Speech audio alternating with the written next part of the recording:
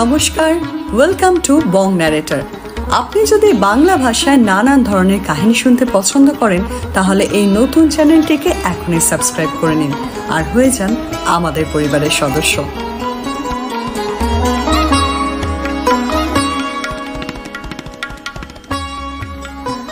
বৌদ্ধ ঐতিহ্যের একটি গুরুত্বপূর্ণ উৎসব বুদ্ধ পূর্ণিমা, যা দক্ষিণ পূর্ব এবং পূর্ব এশিয়া জুড়ে পালিত হয়।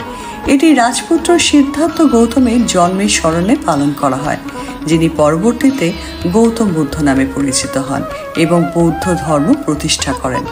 বৌদ্ধ ঐতিহ্য এবং প্রত্নতাত্ত্বিক নিদর্শন অনুসারে গৌতম বুদ্ধ 563 খ্রিস্টপূর্বাব্দে নেপালের লুম্বিনীতে জন্মগ্রহণ করেন।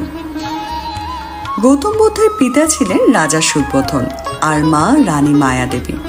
মায়াদেবী তার পিতা নিবাসে যাওয়ার সময় লুম্বিনীর বাগানে সিদ্ধার্থের জন্ম দেন।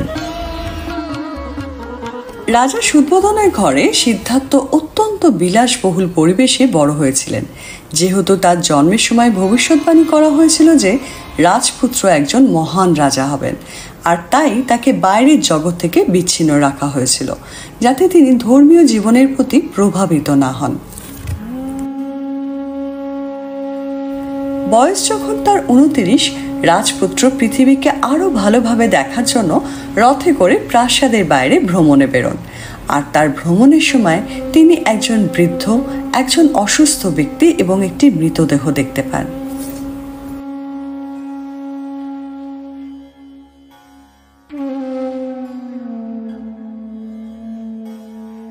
যেহেতু রাজপুত্র সিদ্ধার্থকে বার্ধক্য, অসুস্থতা এবং মৃত্যুর দুঃখ থেকে রক্ষা করে রাখা হয়েছিল, তাই তিনি তার সারথীর কাছ থেকে এগুলো সম্পর্কে ব্যাখ্যা শুনেছিলেন। ভ্রমণের শেষের দিকে তিনি একজন সন্ন্যাসীর সাথে দেখা করেন এবং সেই ব্যক্তির শান্তিপূর্ণ আচরণে মুগ্ধ হয়ে যান, আর তাই তিনি বাইরের পৃথিবীতে যাওয়ার সিদ্ধান্ত নেন এবং আবিষ্কার করেন যে কিভাবে সেই ব্যক্তি চারপাশে এত কষ্ট সত্ত্বেও এত শান্ত থাকতে পারেন। তাই মাত্র 29 বছর বয়সে এক রাতের অন্ধকারে স্ত্রী যশোধরা এবং পুত্র রাহুলকে ত্যাগ করে সিদ্ধার্থ পাড়ি দেন জ্ঞান অন্বেষণে। 6 বছরের তপস্যা, কঠোর ব্রত, খাদ্যত্যাগ, তবুও তিনি বুঝলেন কঠোরতা নয়, চাই এক মধ্যম পথ।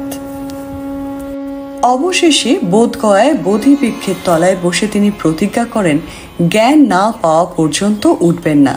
7 দিন 7 রাত এক অবিচল ধ্যানে বসে তিনি আলোকপ্রাপ্ত হন। সিদ্ধার্থ হয়ে ওঠেন Gautam Buddha, the enlightened one. বোধিলাভের পর তিনি প্রথম প্রচার করলেন ধর্মচক্র প্রবর্তন সূত্র। এটাই ছিল তার প্রথম ধর্মোপদেশ। বুদ্ধের প্রথম শিক্ষা ছিল 4টি আর্য সত্য। পৃথিবী দুঃখে পরিপূর্ণ, কামনা দুঃখের কারণ হয়, কামনা থেকে মুক্তি পেলে দুঃখ দূর হবে এবং অষ্টাঙ্গিক পথ কামনাকে জয় করতে সাহায্য করবে। এই অষ্টমুখী পথের মধ্যে রয়েছে সঠিক দৃষ্টিভঙ্গি, সঠিক সংকল্প, সঠিক কথা, সঠিক আচরণ, সঠিক জীবিকা, সঠিক প্রচেষ্টা, সঠিক মননশীলতা এবং সঠিক একাগ্রতা। এটি আত্মবিকাশ এবং আত্ম উপলব্ধির একটি পথ, যা দুঃখ কষ্ট কাটিয়ে উঠতে এবং জ্ঞান অর্জনে সাহায্য করে। অষ্টমুখী পথ এই নীতির উপর ভিত্তি করে তৈরি যে সমস্ত মানুষ নিজেদের রূপান্তর করতে এবং চূড়ান্ত শান্তি ও সুখের অবস্থা অর্জন করতে সক্ষম। বুদ্ধ আরও বিশ্বাস করতেন যে মানুষের জীবনের অবস্থা তার নিজস্ব কর্মের উপর নির্ভর করে, আর তাই তিনি কর্মের নীতির পক্ষে কথা বলেন। তার মানে হলো এই জীবনে তার কর্মই তার ভবিষ্যৎ জীবন নির্ধারণ করে। কর্মের নীতি ব্যক্তিদের দায়িত্বশীল এবং নীতিগতভাবে কাজ করতে উৎসাহিত করে, কারণ তাদের সমস্ত কর্মের পরিণতি রয়েছে। আশ্চর্যজনকভাবে গৌতম বুদ্ধের 3টি প্রধান ঘটনা ঘটেছিল একই দিনে, এই বৈশাখী পূর্ণিমায়। তার জন্ম, বোধিলাভ এবং মহাপরিনির্বাণ। আর এই কারণে বৈশাখী পূর্ণিমা কিন্তু শুধুই একটি উৎসব নয়, এটি হয়ে উঠেছে আত্মজাগরণের প্রতীক। আর তাই এই দিনটি বুদ্ধ পূর্ণিমা রূপে সারা বিশ্ব জুড়ে পালিত হয়।